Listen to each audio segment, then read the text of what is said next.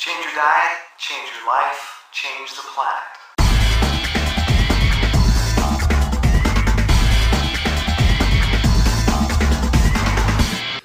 I'm having a little freak out, so I thought I would just turn the camera on so you can see it, witness it, experience it.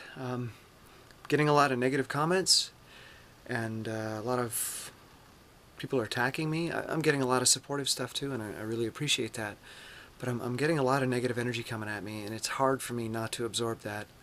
I'm a very sensitive person.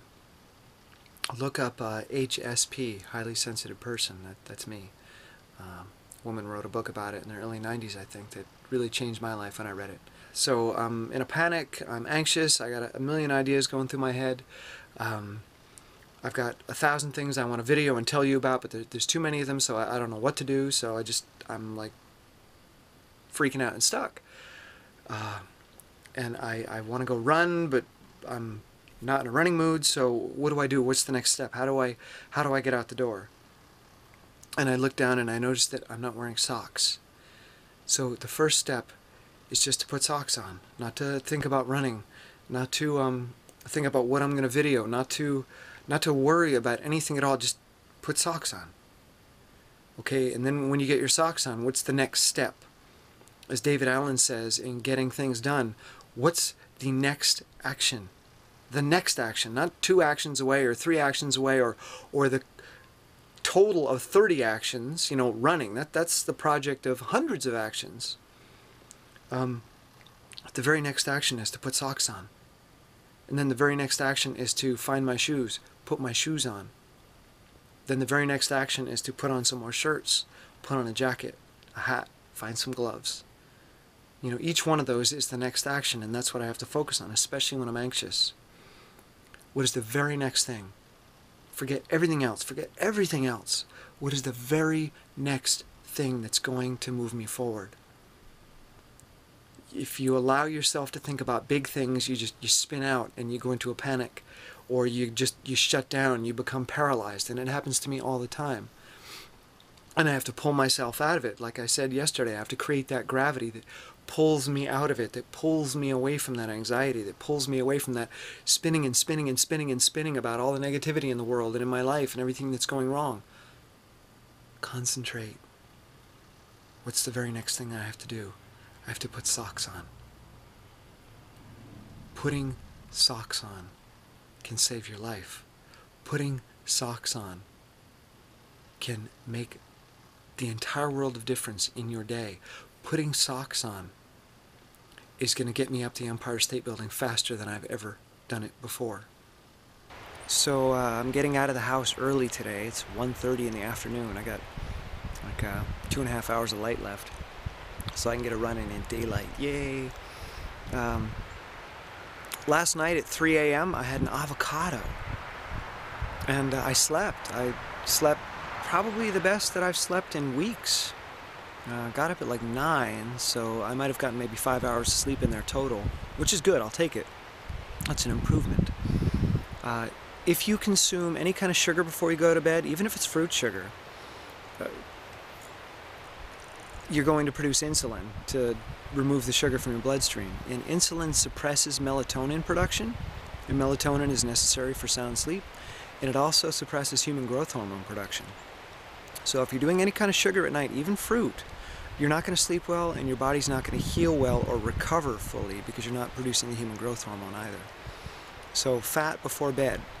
One of the reasons people avoid fat is it slows them down. Well, do you want to be all energized, or do you want to be slowed down before you go to sleep? I want to be slowed down. So if I want to sleep well, I consume fat. I'm dressed extra warm today. Probably way too warm. It's only like 28 degrees. It's not super cold, but I just didn't feel like going outside, so I'm dressed for super warm conditions just to get me out the door. I can always take a layer off once I'm out there. I'm running along and physically not feeling that good. Shoulders are really tight from too much computer use. So one of the things that I do to feel better as I'm running, I pretend to be somebody else. I pretend to be another runner. When I was a cross-country skier, God, way back in high school, 25 years ago, I would watch really good skiers, and then I would try to feel like they felt. I would look at their body and imagine what that posture would feel like, what that ease would feel like. And then I would try to embody that feeling in myself and take on that experience. So I found myself doing that just now without even realizing it. I'm running along and I noticed I was doing this weird thing with my upper body, and I tuned in for a second and I said, oh, Ryan Hall, I'm trying to be Ryan Hall right now. So that's something I recommend. Watch, whether it's running or not, it could be anything. Watch people that do it well. Watch people that feel smooth. Watch people that feel easy. Imagine what it feels like to be in that body when they're doing that. What does their shoulder feel like? What does their back feel like? What does their neck feel like? What do their legs feel like? And then try to put that feeling into your body and emulate the form through feeling it. It works. I consider myself an optimist. Not because I think everything is rosy and perfect and beautiful, but because I see the ugliness in the world. I see the harsh reality. I see how hard things are. And then I choose that reality and I say, what can I do with it? What can I do with the ingredients that I've been given? What recipe can I make with the crap that I've been dealt? How can I succeed and thrive with the crap that I have been given? You gotta face the truth first.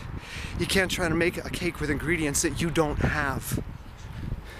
If the ingredients you've been given are crap, make the best crap cake you can possibly make. All right, you gotta choose what life gives you. That's my optimism. I choose what life gives me, no matter how ugly it is, and I take those ingredients and I build something with it. Lying to yourself about what is, lying to yourself about what's going on around you, lying and pretending that everything is beautiful is not going to work, because you're not accepting what life is giving you. You're looking the gift horse in the mouth and you're saying, I don't like the way life is, so I'm going to pretend it's different. It's called denial. Choose what you've got, no matter how ugly it is, and turn it into something beautiful. Embrace it. You can do anything if you embrace life, if you choose the ingredients that life gives you, and you choose to make something extraordinary with those ingredients. Success is getting what you want. Happiness is wanting what you get. It's like 10:30 at night. It's been a good day. Thanks to you, you're getting me motivated to work out, which is awesome, and hopefully I'm getting you motivated to work out. I did 2 runs today, 12 miles total. Went to the gym, knocked out another Tabata leg press set, this time at 240 pounds, upped it by 40 pounds. Hurts, don't it? But I got it done. I'm accountable now. See, if I'm going to make these videos, that holds me accountable. So I got to do what I say I'm going to do. Otherwise, I look like a fool. So, suggestion.